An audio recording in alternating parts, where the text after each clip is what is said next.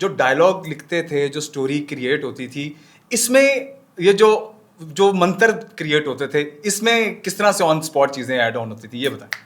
ये एक बड़ी कहानी। जब ये अप्रूव हो गया ना आइडिया जी। तो उसके बाद इसको बनाना था कि लिखे कौन। आइडिया तो अब ये लिखेगा कौन?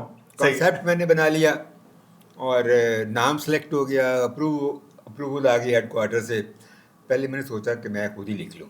Okay. मैंने कहा अगर मैंने इसको लिखा तो कॉम्प्रोमाइजेज होंगे, hmm. Direction, production and then writer. You know. फिर मैंने कहा राइटर से किसी राइटर को ढूंढते हैं। अब मैं नाम नहीं लूँगा, बहुत शानदार राइटर से मैंने बात की, Okay. Well known, everybody refuse. सबसे पहले जिनसे बात हुई?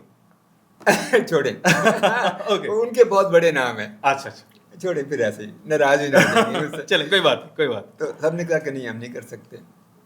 एक का नाम मैं ले सकता हूँ, यूनुस भट्ट साहब से। जी जी जी। तो मुझे नहीं पता कि आया वो थे या वो इसको कोई लोअर लेवल का काम समझते थे, क्योंकि बच्चों के काम को आज भी लोअर लेवल का काम समझा जाता है। हालांकि बहुत डिफिकल्ट है। हालांकि बहुत मुश्किल Yes. और बहुत बड़ा काम है। एग्जैक्टली। तो फिर मैं एमी साहब के पास चला गया। उनकी तो आंखों में रोशनी आ गई। वो हफीज ताहिर और मैं लिखा का। अच्छा, वो भी बड़े पैशन है। और फिर उन्होंने कमाल लिखा। और जो मंत्रों की बात करें, बता देता हूँ। मंत्र हम फिर टीम एफर्ट होती थी। ओके। कुछ थोड़ा सा अहमियत लिखते थे, सारे इकट्ठे बैठते थे? थोड़ा सा नहीं, वो लिख के भेजे थे। ओके। उसके बाद एक्टर आते थे, थोड़ा मैं सोचता था, तो हम सब लोगों की इनपुट से मंत्र बनता था। अच्छा सर, मुझे भी मंत्र याद है, जैसे कि नस्तूर जिनका वो अंकल टॉम आएगा thunderstorm, I am right you are wrong, टिंग टिंग टोंग पिंग पिंग पोंग। ठीक है, तो ये अब मुझे भी याद है। और जकूटा जिनका मंत्र होता था कि ज़मीनार मुझे काम बताओ, मैं क्या करूं, मैं किसको खाऊं। और पाशा साहब का जो हमून जादूगर, उनका वो मंत्र होता था कि गुम गुम गुमा गुम गुम गुमा चंग चंग चुमा कच्चु कुमा।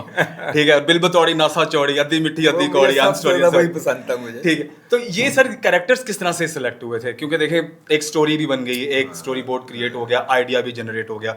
उसके बाद देखें, अब तो आपको पता है कि अब तो बाकायदा ऑडिशंस होते हैं। ऑडिशन के बाद किसी भी कैरेक्टर को सिलेक्ट किया जाता है कि ओके, इस कैरेक्टर के लिए ये बंदा ठीक रहेगा। तो उस दौर में सर किस तरीके से सिलेक्शन हुई थी? और फिर जैसे शहजाद कैसर साहब हो गए, पाशा साहब हो गए, ठीक है, और असद भंडारा साहब हो गए, ये मेन कैरेक्टर्स जितने ये थे। भी अजीब कहानी है, जरा प्लीज बताइए। मैं कोशिश करता हूँ सम अप करने की। तो पहले तो एक मंत्र की बात बताऊंगा मैं। जी, आपको अंदाजा होगा कि मंत्र कैसे बनाते थे। बस हमीद साहब ने लिख के भेजा, मुझे काम बताओ मैं क्या करूं, मैं किसको खाऊं। ज़ैबीन और ज़कूटा ने खुद ऐड किया था। ओके, और ज़ैबीन स्पॉन्टेनियसली ऑन द स्पॉट। तो ज़ैबीन और इतना पॉपुलर हुआ कि बाकी लोगों को कम याद है और ज़मीनार याद है, बिल्कुल। तो बाकी नसीब पाशा तो ऐसे ऐसे मंत्र बना के लाता, तो मास्टर है वो इसमें।